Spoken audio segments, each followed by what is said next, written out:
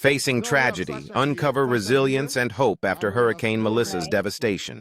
Good night. Welcome to Come Reason with Rattigan, the program where people express themselves, them calling, them talk about all kinds of things, particularly the things that we talk about on a Saturday. But it's not limited to that, as I said, particularly. It's not limited to that. People can talk about anything. And we are pleased to have you on. You look healthy. You look like everything fine. But I know, because I heard the story, I know that there is a lot of turmoil, a lot of sadness, a lot of grief, a lot of disappointment going on there. And so rather than relate your story to the public, I'd rather have you do it so that they can hear it straight from your mouth. Tell us who you are and tell us where you are. Or no, better, don't tell us where you are. Just tell us who you are and tell us what happened during Melissa and also what are your current plans. But don't tell us where you are, all right? You're breaking up, Mr. Rattigan. I'm not hearing you clearly. You can hear me? You can hear me? Yes? No? Where I'm at, no. But I didn't hear anything. Oh, the signal unstable. Can you hear me? The signal unstable. Right, Pre-Bego, big up yourself. Sasha Gay, you can hear me? Tell me yes, please. You can hear me? Yes, I'm hearing you now. Okay, no, I was giving you a wonderful introduction and look at me if I can start over again. But can you hear me? Can you still hear me? I'm hearing you, but you're in and out. Yeah, you know what? I think it's I think it's your signal. I think it's unstable as well. Yeah, I think it's your signal. All right, Sasha Gay. Yes. You can hear me? Yes? All right, I tell you what, if you can hear me, come out and return, please. Rejoin. Yes. Lots of say, Kevin, where you there? Kevin, we have to fly Kevin in Jamaica. Let Kevin deal with the thing, you know? Yes, people. We're there another lovely Wednesday night, and we'll talk to our people about what's going on in Jamaica and how we can help the situation. We'll also focus a little bit on how we can critique what's going on and do so with the idea of having things change for the better. Oh, Sasha Gay.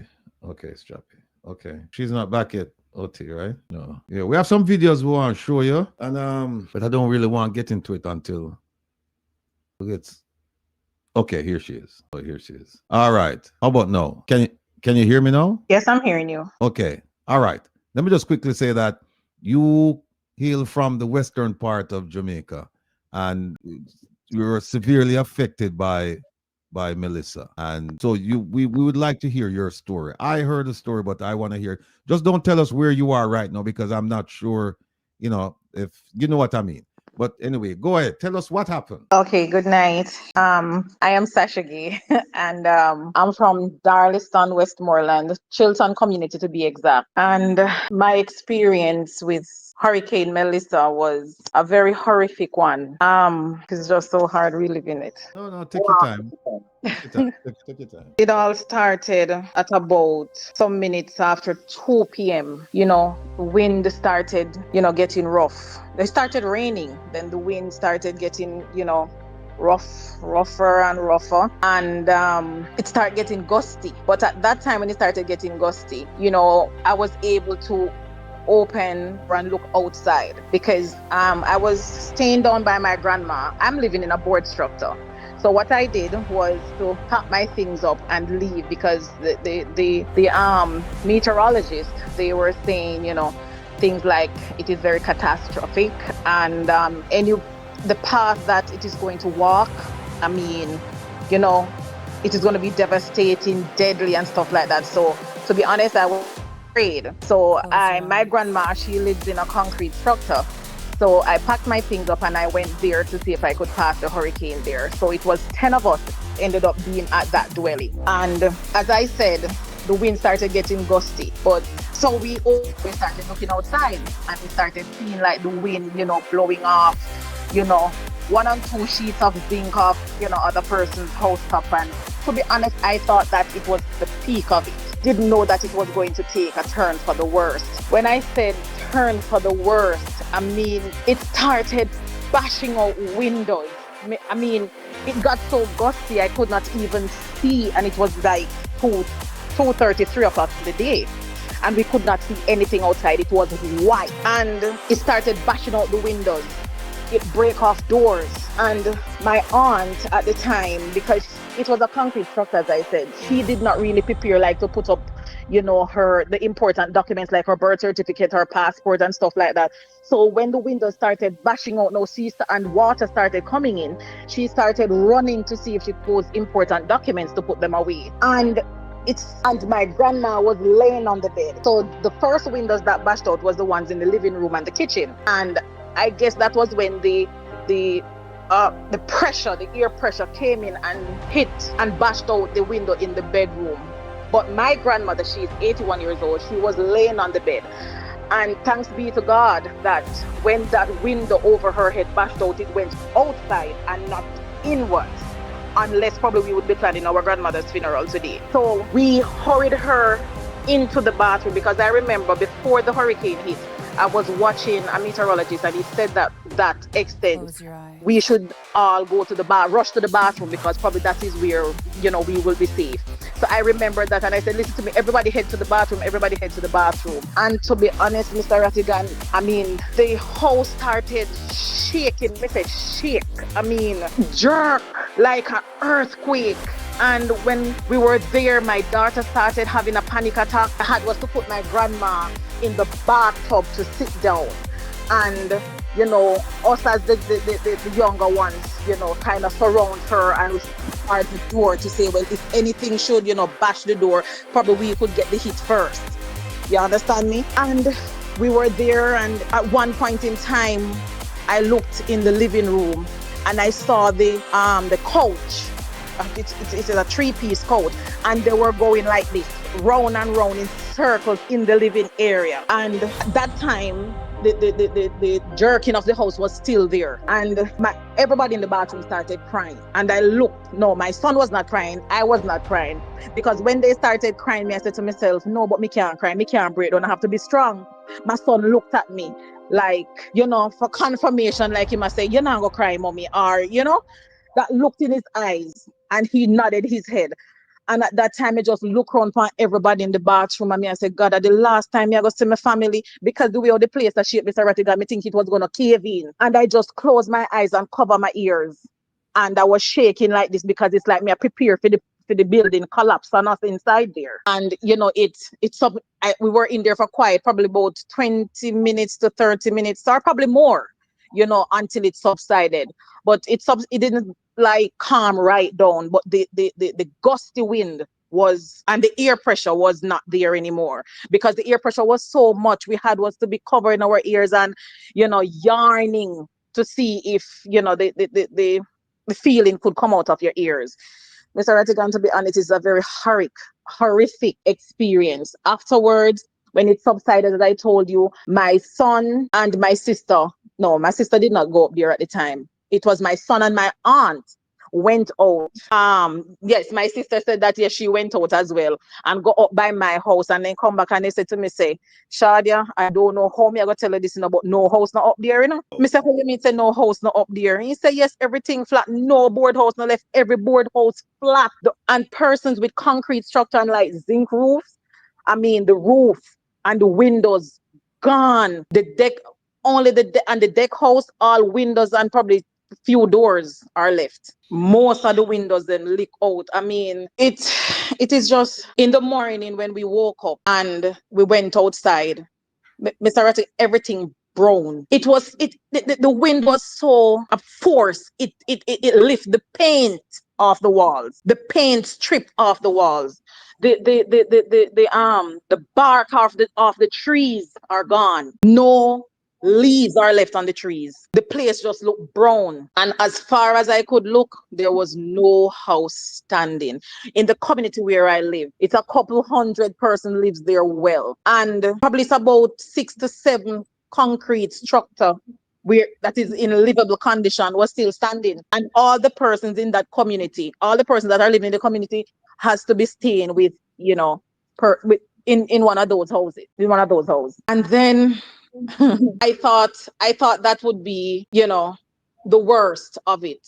I was staying with my grandma, as I told you, because my house was flat. And to my surprise, they told me that I could not stay there anymore. I only have a month to stay there. And that was like probably a couple of days after the hurricane. Who told you this? My aunt. So you couldn't stay with her? I could not stay there with them, even though they know that I don't have anywhere to go. And I decided that, I was distraught when they told me that I didn't sleep the night. I was like, what am I going to do now? I have my kids. What am I going to do now? And my sister and I said, we have to just go back up at the house and see if we can get a tarpaulin. And we have to just, because the mattress, everything, the one mattress that was there standing, it wet, it's soaked. But there's no other option. We have to go lay down on it, So we said if we could get two tarpaulin, pull it over or whatever and sleep under there, because nothing is standing there. So how my house was structured, we had like two counters. So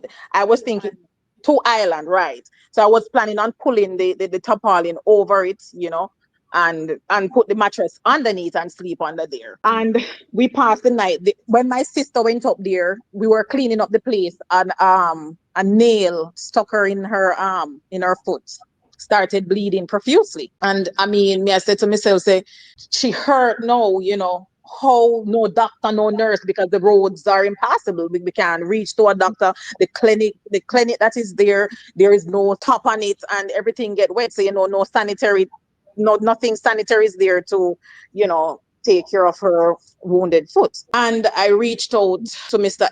Marvin Edgar, and he told me that he's coming to get me. I must pack up everything when we can find, and he's coming to get me. And he came for us, and, he came for us, and we are staying here with him, and he took us to the doctor. I don't know how to thank Mr. Edgar. He gave us hope that even though everything is lost there, we can build better and stronger. He treats us more than family. You could never believe that we are total stranger to Mr. Edgar. I appreciate him.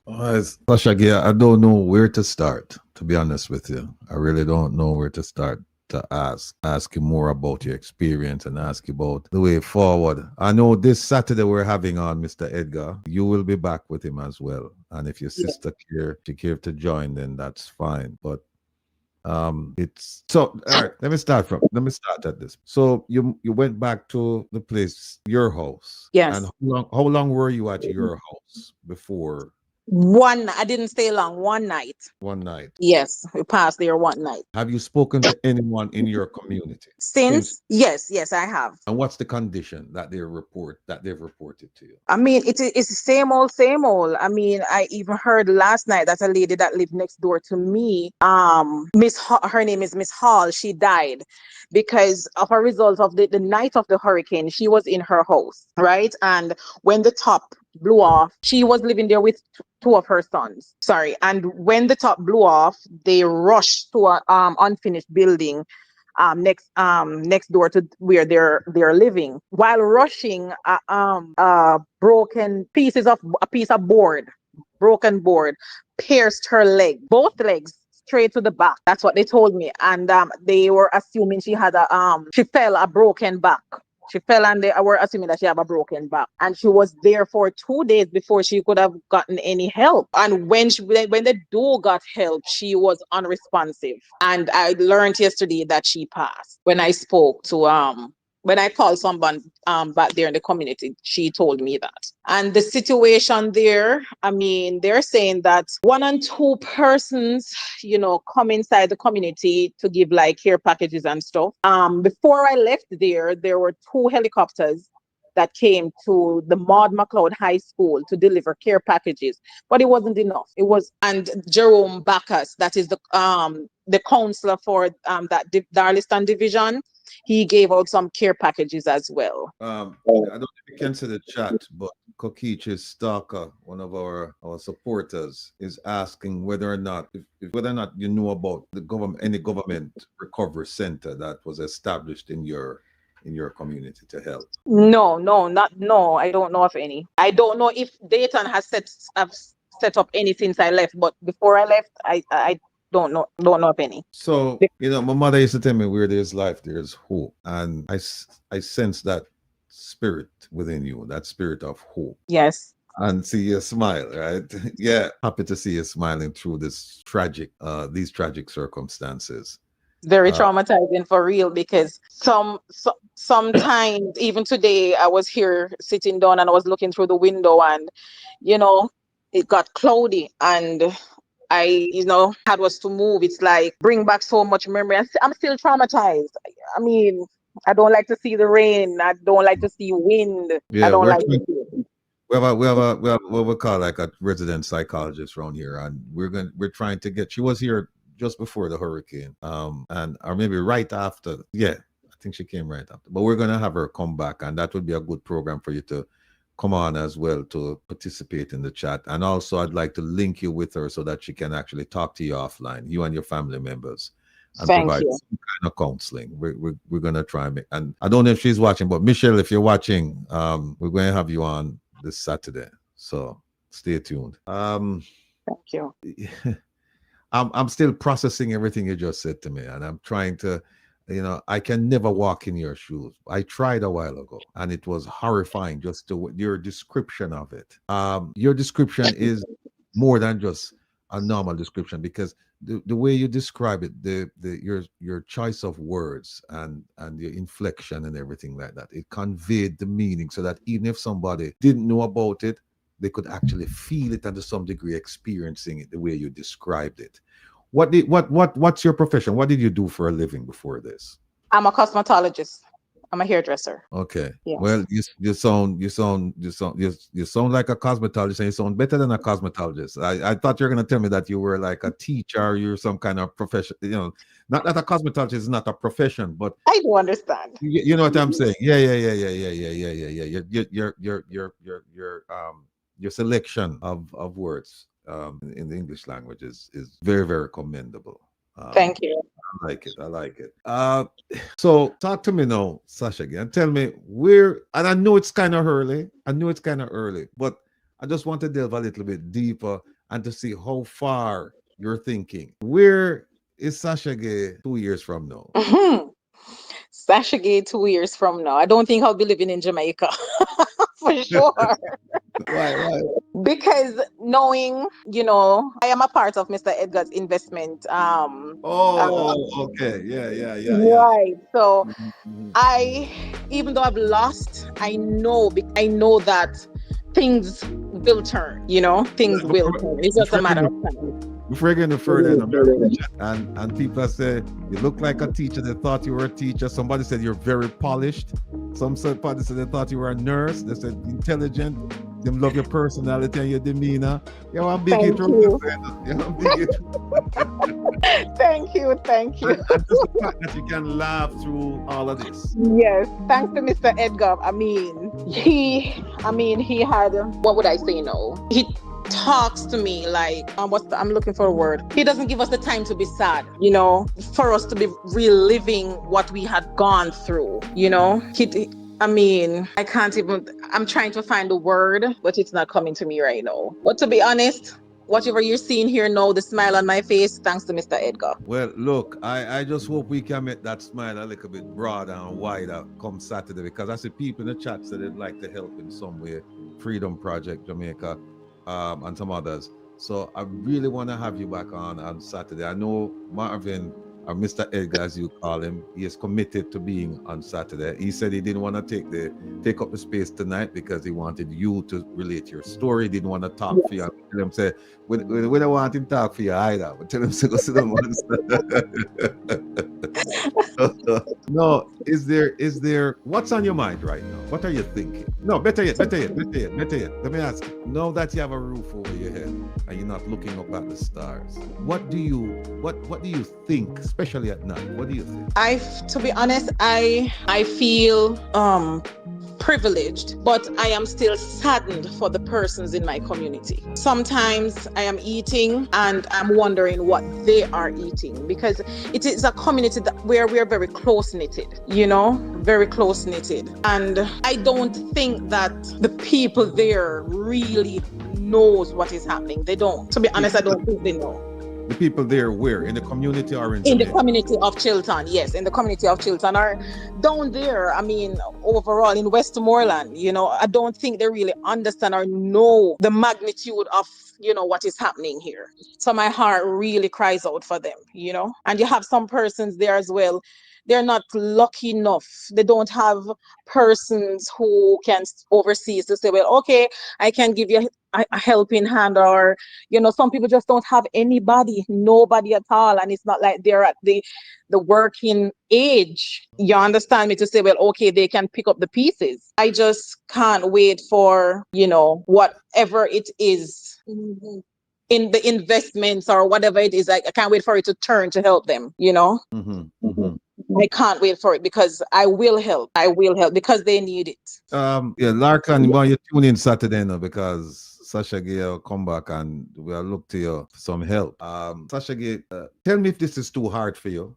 I want to ask you about the conditions before Melissa. And when I say conditions, I want to ask you about, when was the first time you heard about the hurricane, and how much warning did you receive, and how many times did the warning change, and what kind of instructions did you as a community that are Western Jamaica receive as to where to go in terms of a shelter? If you don't feel comfortable answering I can answer.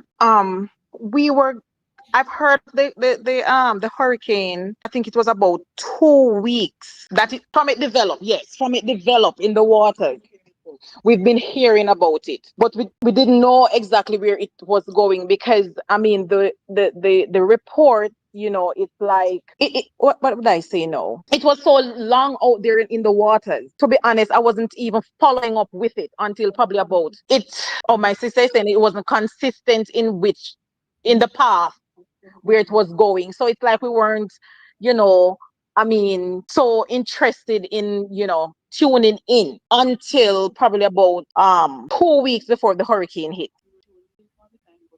Paying attention to it until about 2 to 3 days prior to the hurricane. Well, my sister is saying that she was paying attention until probably about 2 to 3 days prior to the hurricane. Okay. But I wasn't, to be honest, I wasn't.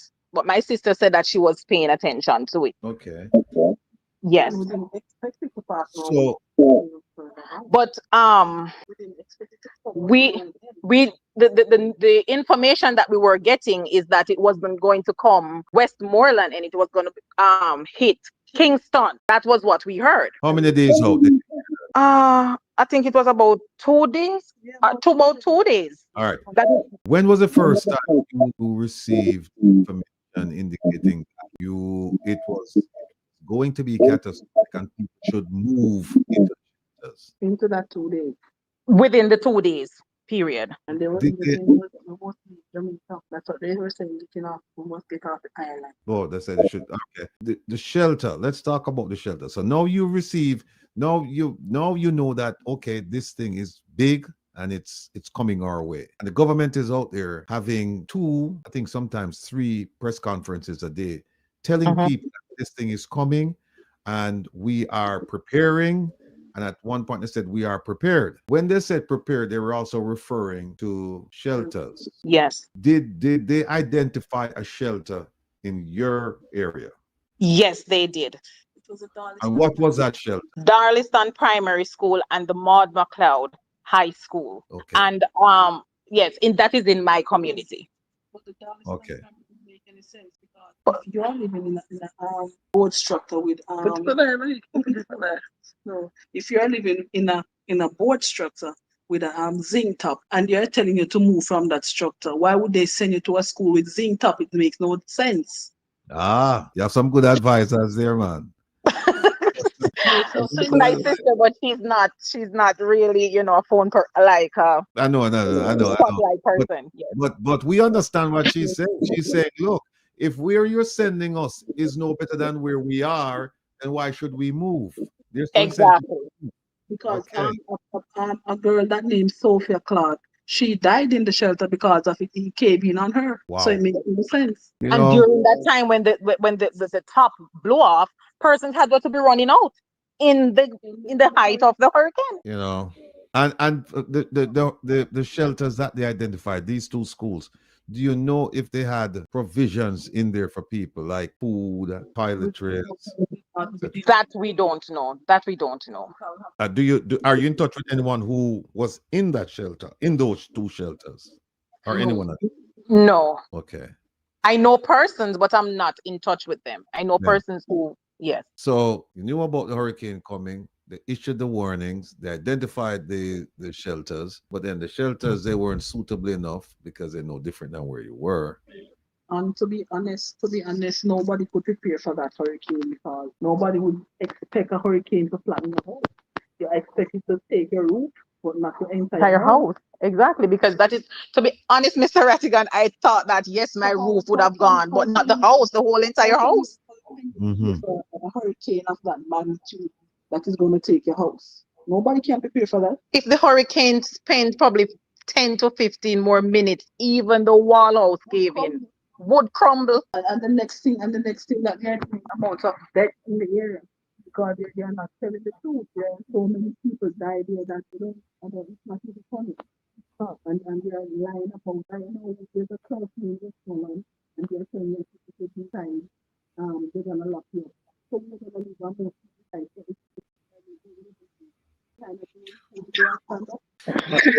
Well, look, it's been 2 weeks now, right? It's been 2 weeks. Do you know? I know you haven't been in touch with a lot of people, but for those with whom you have contact or through, direct or second hand or third hand, do you know if supplies are actually reaching the community now or not? Hardly. No, hardly. As I told you, I know about my son is still there. And he hasn't gotten any supplies. So what's he doing now? He has some things to take care of. And he's supposed to do, but he has some things taken care of, and he said that as soon as he's finished, he will be coming up. To be honest, Your business, did you operate out of your house or did you rent a structure? I was doing my business at my house. I had a salon, but that's a long story. But I was doing my business, my hairdressing business. Yeah, do you have your supplies? Do you have your equipment and all that with you? Everything. Blow away everything. Ratty, the people them lose everything. Blessing still followers. The people them lose everything. Then come in and one suit of clothes. One, me pick them up in that. That's it. Them nothing. Nothing. It's like a bomb drop down there, like one big old bomb. Let me just say that. No, don't move. I had Marvin recently, and he described the situation. But I tell you, hearing it from somebody who actually went through it, it's a different feeling.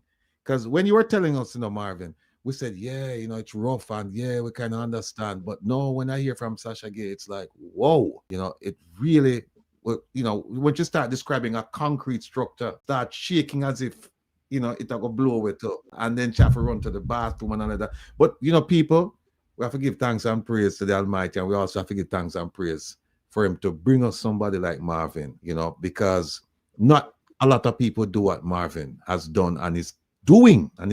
Marvin no stop. Marvin is like what them call it, the battery there, the bunny, the energizer. Yeah. Every time how many times have you been out to that? About 2 times, at least 2 times. About 4 times. Been there 4 times. There you go, people.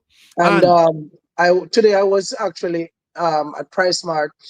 I went to buy 30 cases of water again, and we're trying to get some supplies because the Chinese Benevolent Association, I pretty much have partnered with them in taking supplies down, and I know a number of other persons have been sending stuff. Today I got an anonymous donor. I'm saying anonymous because she wants to remain anonymous, but she's Guyanese. She's in the US, and she said she came across my video. And she was very impressed with what I've been doing, and she doesn't want to send her money to anybody. She felt comfortable sending me $1,000 she sent today. And I still wanted to send shout out if she's seeing this, that I appreciate the offer. And there are a number of other persons who have offered clothes. Some people want to cook some food. There are people who don't have the money, but they have the heart, and they're doing other kind things. So they give clothes, they give whatever they can find around the house. For me, it's good that people are trying to get things to the persons who are there, Rattigan, but protocols have not been followed. Persons should have been evacuated from the area, be cared for. That's a standard protocol. I mean, you don't have to have a degree to know that that should have been the first thing, and then to have the persons who are deploying the resources, they would not be distracted with persons down there as well as the areas that are marooned. If we had evacuated all the persons found, then the persons who are bringing the rescue effort would have just focused on the maroon areas, and we would not be in 2 weeks still having areas where people are marooned. It's just rubbish. It's stupid. The planning to see how this government executed their plans for the election. They have indoor workers, outdoor workers. They have runners, meaning people who they put in vehicles and pay to go and pick up the very weak and crippled just to come and vote. They had everybody. They had councillors. They have MPs. So these people, they know what they're doing in terms of reaching every single person when it's time for election. But now, in a disaster of this magnitude, it's not the entire country that's devastated. I mean, it's just pure common sense for you to utilize the same energy and human resource in getting to every single person down there. Pull the councillors from the parishes that are not affected. Pull the runners, pull your people, and get them down there because they know the areas. Every councillor know every area, so they can tell you which community got aid from which community is marooned. And if we have done it like that, we would have covered everywhere already. More than enough help, monetary help, human help, and then you have the rest of it's like 2 Jamaica we have now. You have the half of Jamaica where a party, a go to school and still do everything. While the other half, we still have people marooned, people who are still submerged underwater, and we have a government with I mean, it's just crazy. So this is not just Marvin analysis. We now have reputable bodies. JFJ, Jamaicans for Justice, just put out an article asking for an audit on the monies received. And now we also have the private sector organization coupled with I think the commerce people who put a joint letter demanding transparency into the monies that are in the country and the relief efforts, because the amount of relief that is here, it is still shocking as to why is it people are still marooned. It's not the entire country. Why we still have people who are not being fed, although found. Why is it the shelters are without generators, are without beds, are without food? Why all these things, yet all these monies are coming in? The truth is, prior to the storm, there were civil servants who were not paid. The country is broke. The government is broke. Could it be? We're not saying this is the case, but could it be that the government is now using these funds to stash away so that he can cover for their lack of incompetence, their incompetence of not having enough money in budget to basically take care of the country? When Andrew Ones flew to Black River, and they went to the hospital. The video is out there. He asked the nurse and the people who is how are you doing? How you mean how you doing? How you mean how you doing? We just survived a horrific night. I remember one of the nurses said, we don't even know how our family are doing. Because our children, we don't know because they were not there with them. These people don't even know if their kids died. There are so many people who are currently dead on the rubble, marooned, ignored.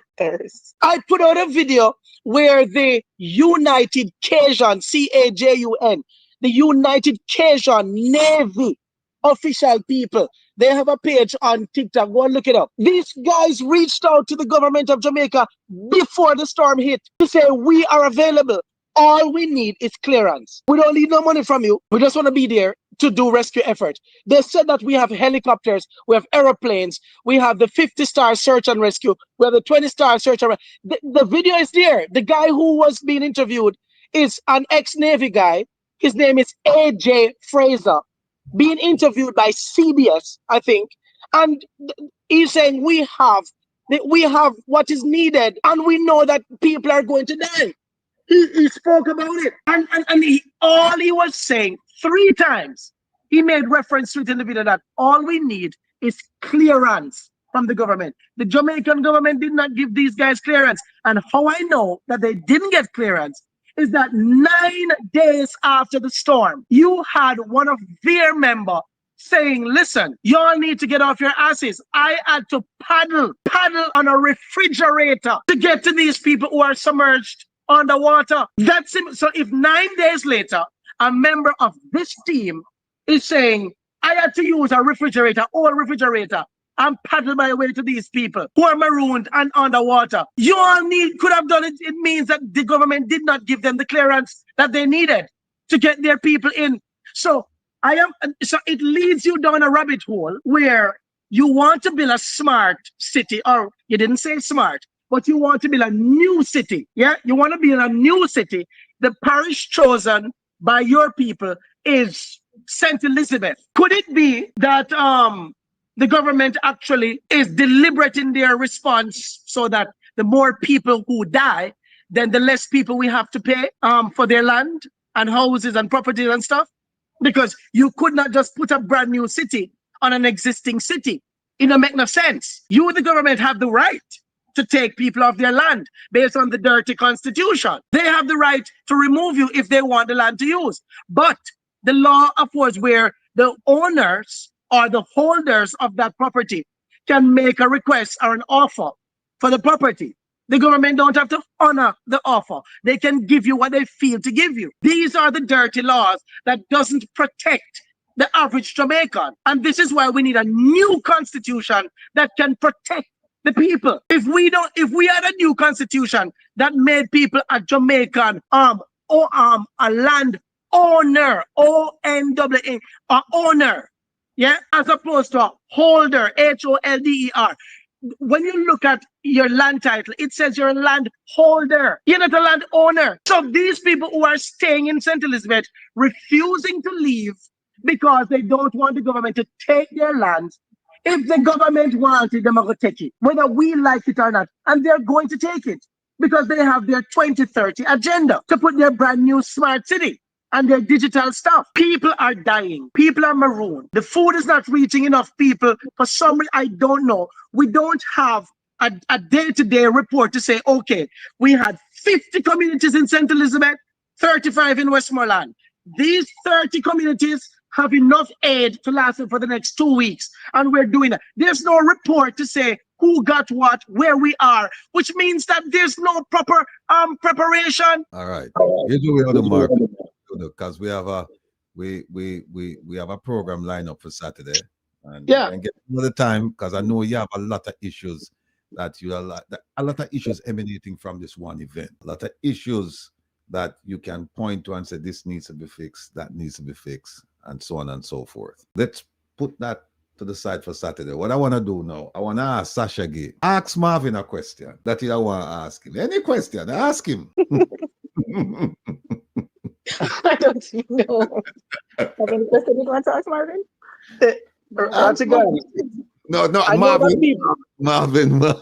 Hold on. Sasha Gay, go ask you a question. Why you ask him a question, Sasha? Ask him any question. Any question you feel like asking.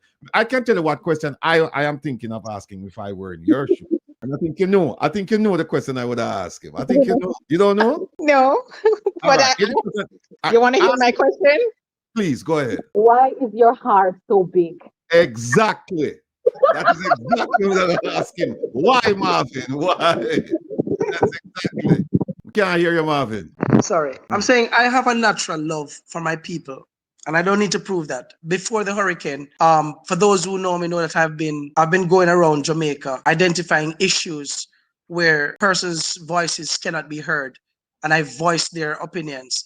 I stand for them. I defend my people.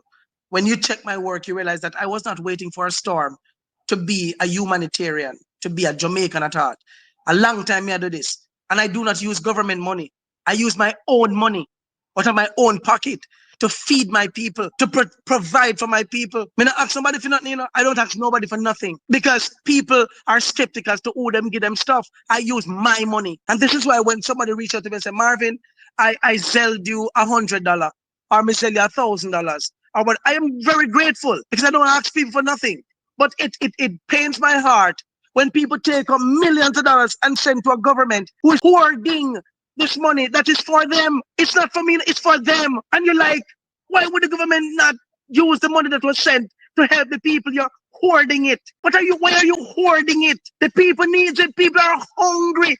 There are videos where people are bald. I am out there begging people to send mattress and stuff for the people in Catherine Hall in Montego Bay because the mud come in from the people and feet of mud, not little bit of mud, feet, because where they are, they're facing a construction site by the Chinese, where when the storm came, all the rubble and stuff was washed and blew right into their homes. When you look at mud, I drove down there and I'm telling you, if your heart is not strong, you're going to cry. You look at people's furniture, you don't know it different from mud. The entire house is mud. They're walking around it in water boots. All they need, them still have a roof because it's concrete, but they need something to sleep on. These people are not sleeping because they don't have no bed. How you don't have any bed? That's easy for the government to buy. That's easy because you have enough money to do that now. And stop putting pressure on the citizens who are taking out the little that they have. They're carried down there so every minute because we are trying to help the people who are coming on the videos crying, the babies without clothes, the babies without pampers. It's really sad. It's sad. We could leave that piece there, Marvin, till Saturday. We could leave that piece there till Saturday. All right. Sasha Gay, you have a good Samaritan there, you know, and truly, I know a lot of people say Marvin loud and Marvin this and that, but Marvin is authentic. What you see is what you get, and you can feel it. You can feel it when Marvin thought that he's not doing this to highlight Marvin Edgar. True. Of his people. And so we have to applaud him on that, you know. And I'm looking forward to having both of you. And hopefully your sister will muster up enough courage to join us as well, because I hear in the background full about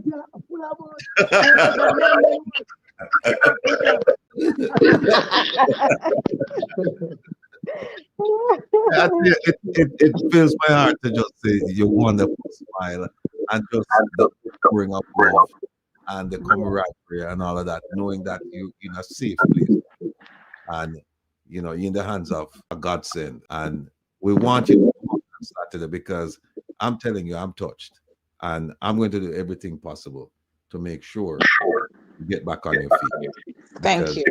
I appreciate it. Deserve it. Everybody deserves it, but I'm telling you, I just sense in your warmth, a giving spirit that you get back on your feet and you're going to reach out to your community, you're going to help somebody. That's what we want.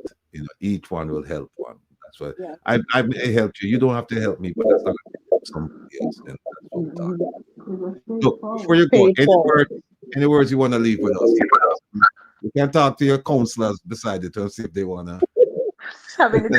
Well, what is for the government and the person who have the ability to help, just to help. We know that the food are important, but even to start a one room for the people and a bathroom that they can have somewhere to lay there at night and feel safe. So that's what I would like them to do for the community or the whole entire Areas that were affected by the hurricane, just to give them a start. You are not saying you have to build a concrete structure or you have to give them a big house or anything, but just even to help them with a tile room that they can feel safe at night.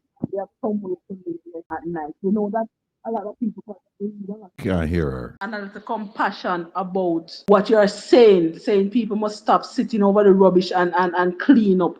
Some people don't have the energy. Some people don't have the willpower because they are looking at their life savings gone in less than 15 minutes. Meanwhile, you're there and you're having a house and you're saying that all the people that need, they're not waiting for the government to do everything, but even to give a little hand, to give them even one room so that they can live and try to start a new life, try to start a new page, to build from somewhere.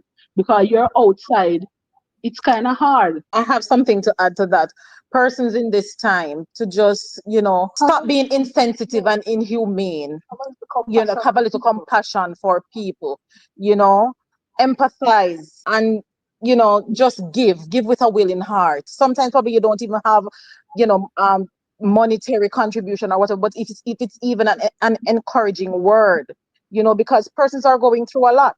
And if somebody can do the adopt a family for the moment just to help out. Yes, they That can would do be that. nice. Yes, follow Mr. Edgar's footstep. Yes, that would, you know, warm someone's heart. All right. Well, but it was an eye opener because, like somebody said to me, I've never experienced a Category 5. Very few people actually have experienced a Category 5, and some people they didn't live to tell the tale. Mm.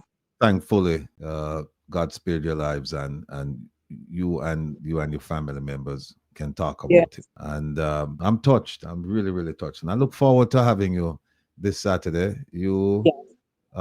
you know, by yourself or with your family members, and of course with Marvin. So we'll just finalize the time. We know that it's going to be this Saturday, and Okay. then we'll get into a little bit more concerning the assistance that people can provide to help in this time of need. So Thank want to you. thank you again for joining us. And Thank you. thanks for having me. Yeah, and thanks for your positivity. You have a wonderful smile. I don't know if people will tell you, and you just have a Yes. pleasant disposition, you know. Thank you. People always tell me that. All right. So, Sasha Gay, take care of yourself. Nice meeting you. See you soon. Thanks, and same to you. Enjoy the rest of your night. Thank you so much. Bye bye.